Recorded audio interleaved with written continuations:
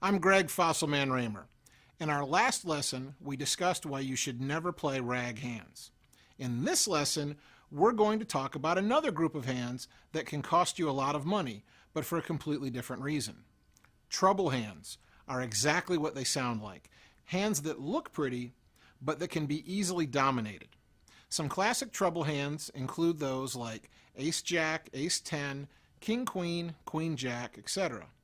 So, does this mean that you should never play these types of hands? Of course not. These are above average hands. It just means you need to be smart in the way that you play them. First, be very cautious about playing trouble hands in early position. In fact, avoid playing them in early position if at all possible. While something like king-queen may look attractive when you're under the gun, you have to realize that there are plenty of hands that have it dominated, including aces, kings, queens, ace-king, and ace-queen. This means, even if you hit top pair on the flop, you're often not going to be sure of where you stand in the hand. The same holds true if you call a raise with something like ace-little from the button.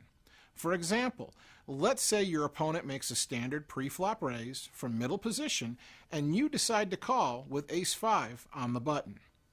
If your opponent bets out after the flop is ace-9-3, what are you going to do with your top pair? And if you raise and your opponent re-raises, well, you'll get your answer, but you will have spent a lot of chips to find it out. It's really a no-win for you in this situation.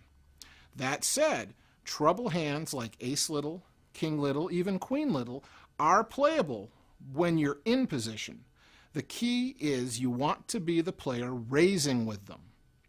This gives you the lead in the hand and makes it easier for you to take down a pot with a continuation bet even if you've missed the flop. And if you do hit top pair or better, don't go crazy with your hand. Remember, even though you've been the aggressor, that doesn't mean that your opponent doesn't have a better hand.